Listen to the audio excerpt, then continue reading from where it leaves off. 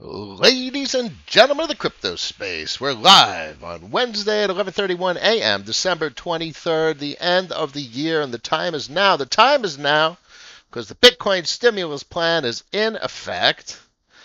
Critical financial literacy is required to make some serious decisions, not just for yourselves, because our actions impact other people, and our knowledge and ideas and thoughts affect other people. We need to make better decisions. And it's not really need to make right decisions. All we could do is better or worse. And my frame rate is dropping. I'm sorry, guys. We might have some lack of performance in today's video. My internet seems to be horrible today. But we'll proceed the best we can. Feel welcome anyone on the channel. Let me know if it's subpar or if it's okay, and hope everyone's happy. Today's episode, along with all episodes, is sponsored by Change Angel, the non-custodial swap exchange for social good.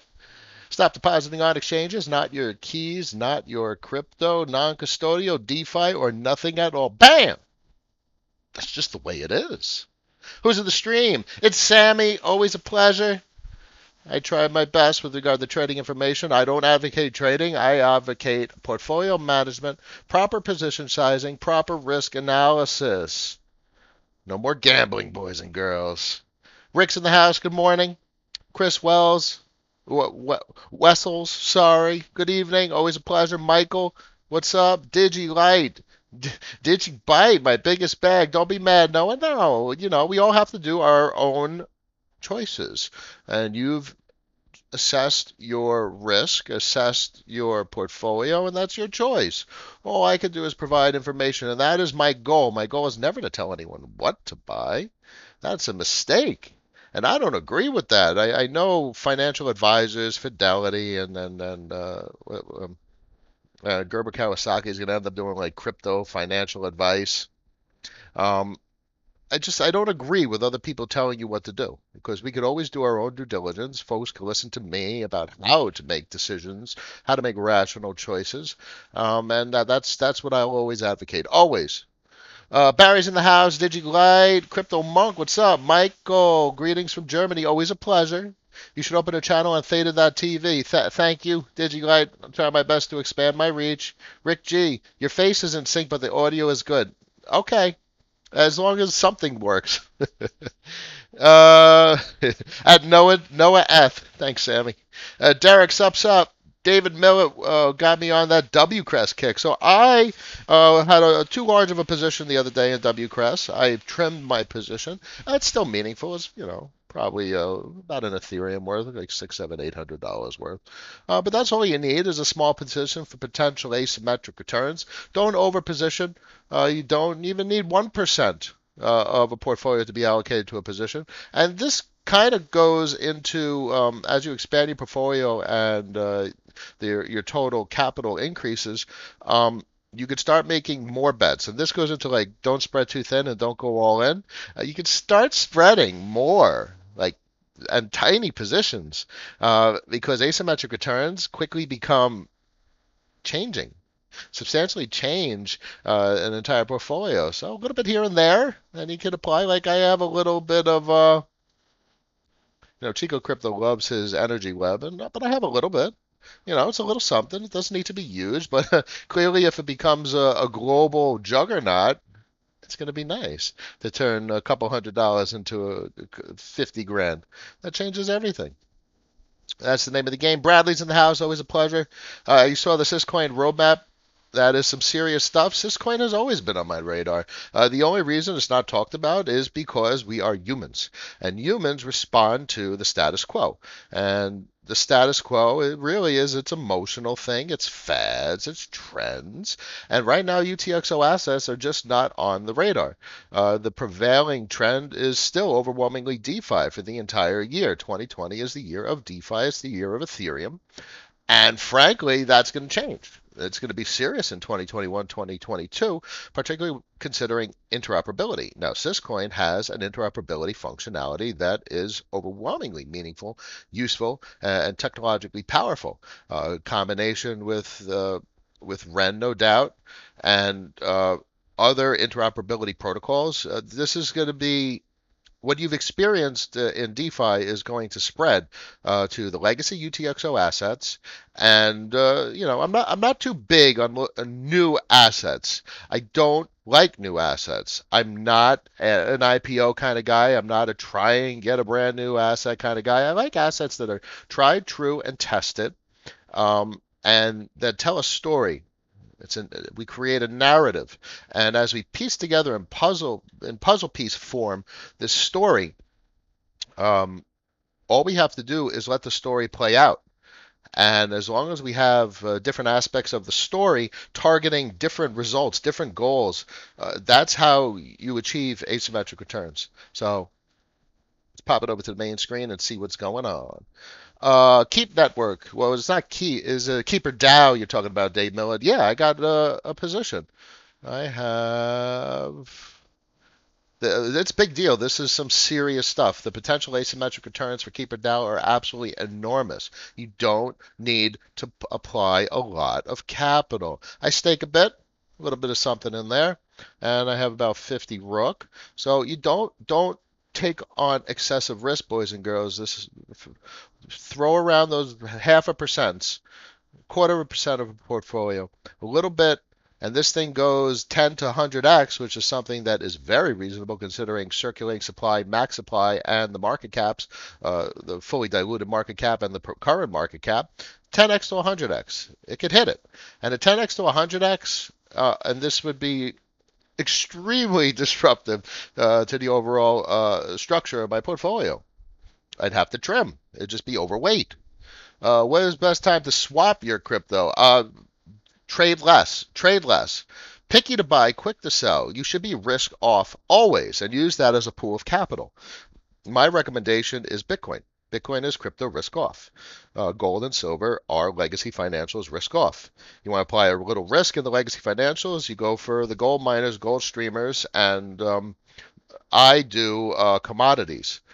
I think the commodity super cycle is going to be worth a fortune in the coming years, maybe even next year, according to Simon Morse. Graphite, nickel, cobalt, and lithium.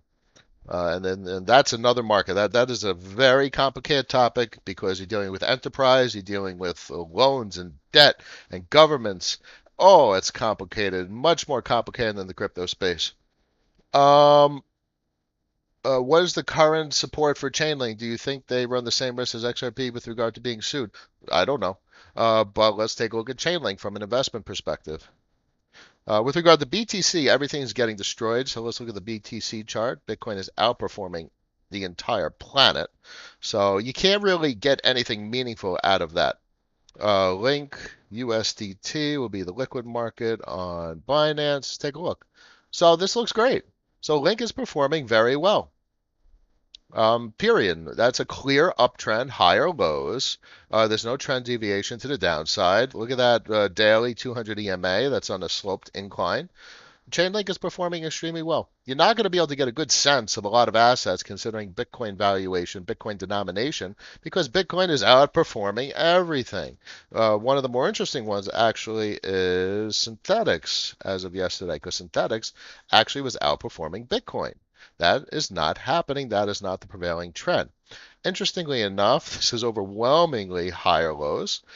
This is up 9. It was up 9, a little more than 94% at this point, but this purple line would be a higher high. Definitely a symmetric triangle breakout as well, because you could see that there were lower highs, a touch point. Let me get the draw tool brush, clearly a touch point here, and this is the lower high, and then you have the lower high. So there's, lower highs, higher lows, this triangular compression, but it's also a bit of an ascending triangle with the purple line and a breach to the upside. So a breach to the upside, resistance held, it's not for, just remember there's only two assets really in the DeFi space that actually produce revenue, so to speak, and that's Synthetics and Curve. And that's meaningful from a fundamentals perspective. I don't. Oh, so Dave says no. I mean Keep Network. Oh, Keep. You mean TBTC? I believe. What with regard to a position in Keep? No idea. From a platform functionality perspective, Sure. It's extremely useful and meaningful, and I hope they emerge into a robust, functional platform that will only benefit the interoperability of the crypto space. That's probably the best I could say about it. I read some about that, but to know how reliable it was. Staff says, yeah, I don't know about. It's all speculation. You can't speculate that an asset is going to appreciate or depreciate because of potential legal action. All you could do is focus on your portfolio, minimize risk, focus on risk off, and allocate small bets that have potential for asymmetric returns. 1% turns into 10%, it changes your entire portfolio. And you do that year in, year out, and you're going to change your life.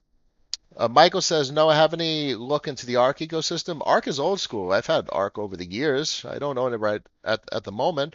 Reminds me of like Waves, has the potential to be a very large ecosystem. Clearly, it's a legacy UTXO asset. It's not part of the DeFi space, but has the potential to be meaningful. Um, is it something that I currently have a position in? No.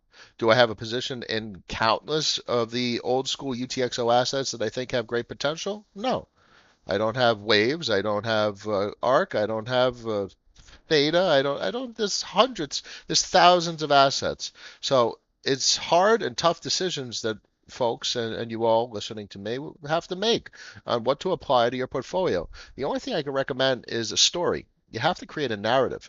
And as long as that story is coherent, your asset choices are related, you're making at least logical and rational decisions.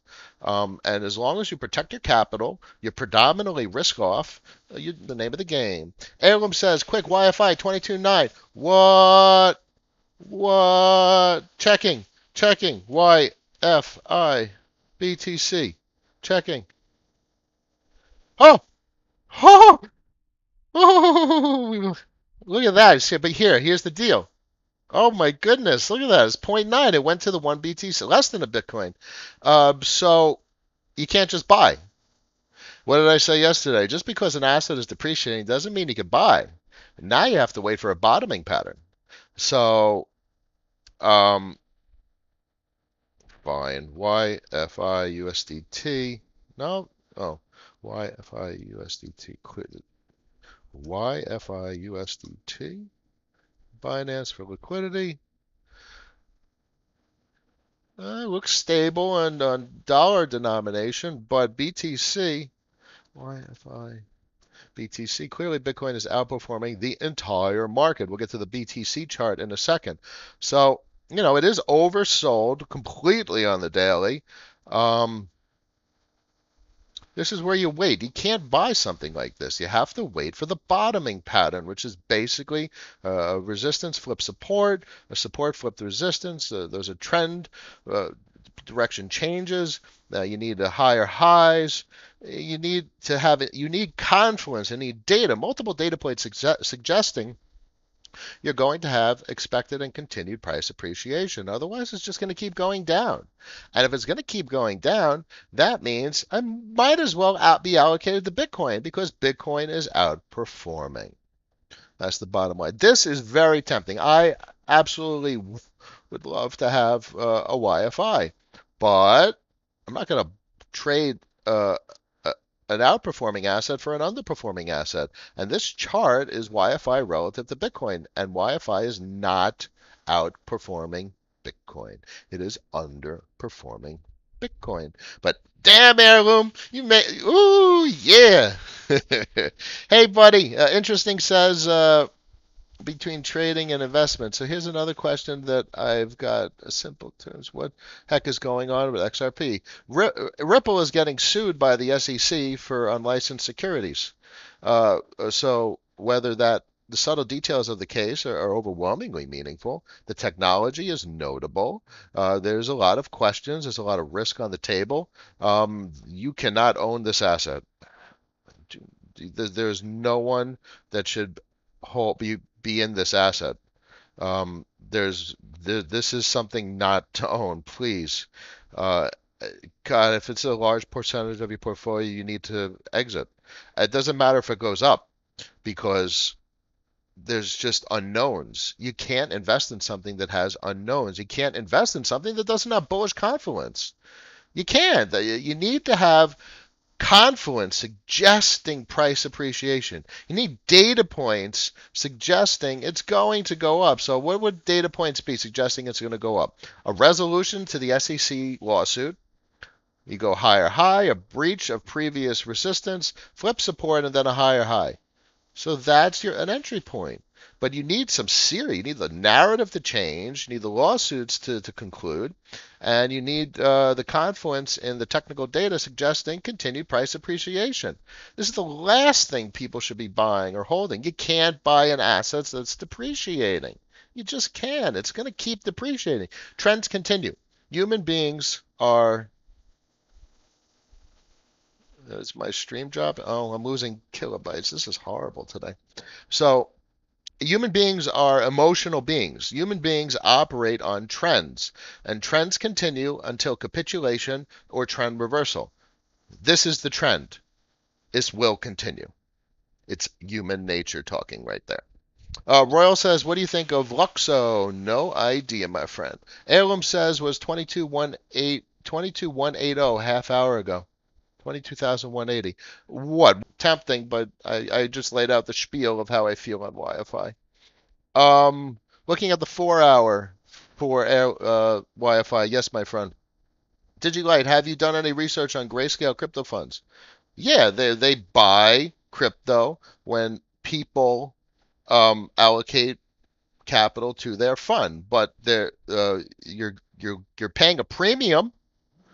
There's no reason to buy it. From a general public perspective, just buy the crypto. From a fund manager's perspective that only can invest with licensed institutional companies like a Fidelity or whatever, yeah, maybe you get exposure to the crypto space vis-a-vis those trusts, but that is not something that any of us should do because you all know how to actually buy the real Bitcoin asset.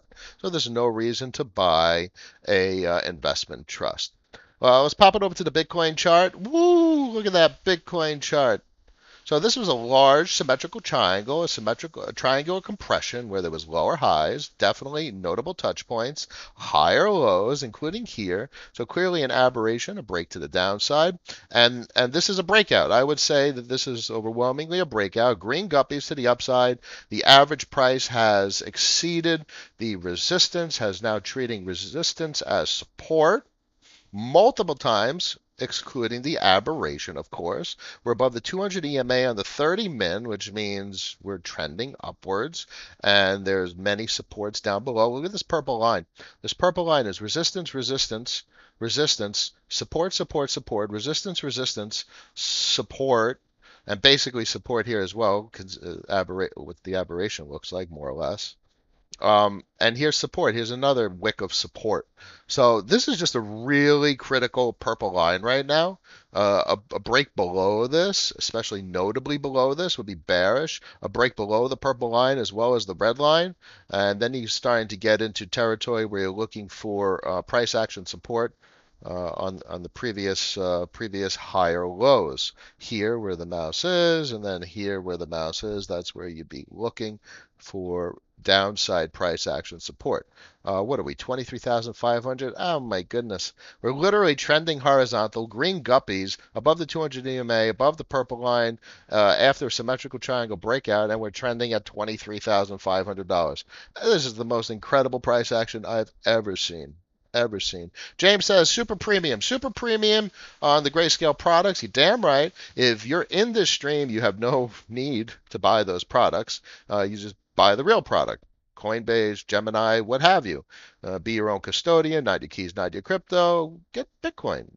There's no reason you should be allocating funds towards the Grayscale Trust considering the premium that you're paying. Makes no sense. James says Trump is going to pump my crypto bag with the $2,000 stimmy. Yeah, I get such mixed feelings that, I try to avoid political talk, but it's just so painful. It's so painful to see what's going on and how many people are suffering. It's really miserable.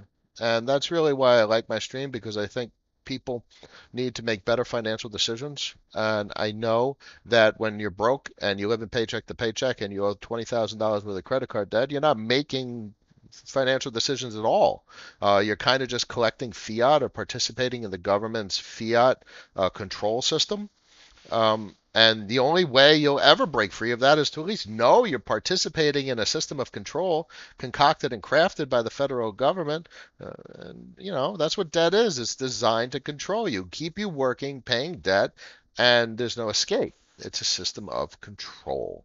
So the only way to break free is to at least first understand that you are participating in a system of control, and then understand the financial decision-making process, the fact that the dollar depreciates and inflates away, how much the Fed and Treasury are printing, and just other macro financial realities that many people learn from Real Vision and all the incredible macro financial investors out there that we have access to nowadays. Dave says, do you find it challenging to pull away from the charts in crypto and do nothing sometimes? Work-life balance? Yeah, I don't have an optimal work-life balance because aside from these charts, I work. I have two jobs and I'm very busy. I have my two daughters and my lovely wife, and I should spend more time with them.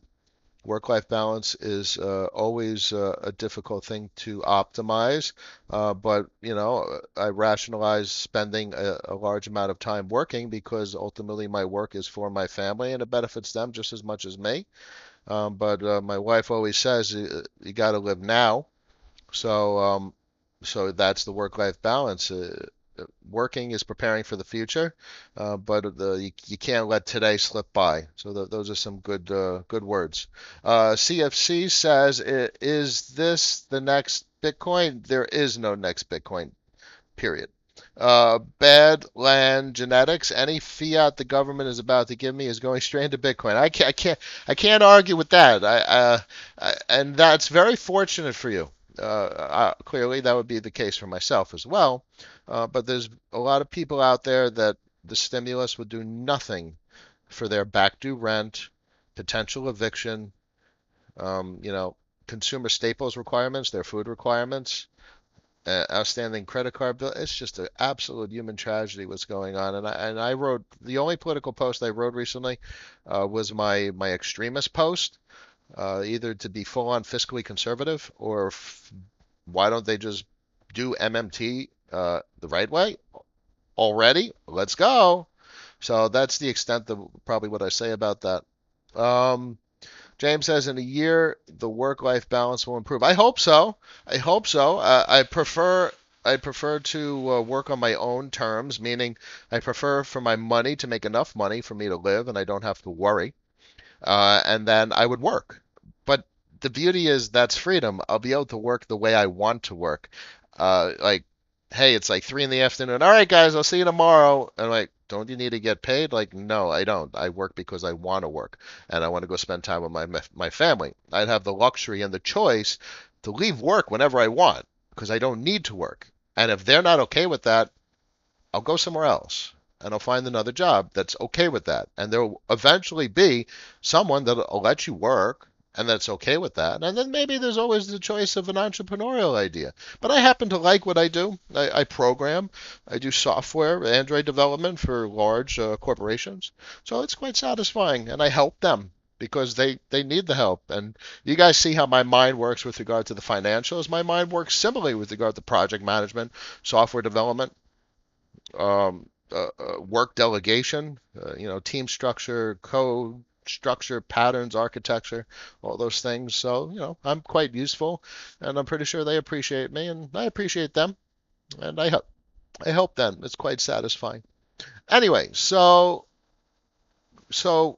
5 minutes left. I remind everyone that the appropriate thing to do overwhelmingly is to accumulate hard assets, assets that have restricted supply. When faced with the ever increasing supply of US dollar fiat, you want assets that have less supply. They're going to appreciate in price because of supply and demand forces. Which is basically gold, silver, and Bitcoin. Now, you can take small bets to increase the quantity of Bitcoin you have because the smaller bets have the potential to produce asymmetric returns.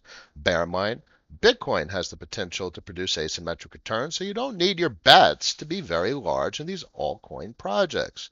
Now, if you can produce 10x, 100x in some of these altcoin projects, you're going to change your Bitcoin balance forever. So Bitcoin, what do you do with your Bitcoin? Obviously, you leverage your Bitcoin, you throw it into MakerDAO, 300% collateralization, get some yield, 10, 20, 30%. And that's the story. Rinse, repeat. Take that yield, live off that yield, accumulate more Bitcoin, generate more leverage, and rinse, repeat the cycle. And you do the same thing with gold and silver. You want to accumulate these assets. They're going to appreciate asymmetrically. Jim Rickards talks about $10, $15, $20,000 an ounce gold. You need to accumulate these assets.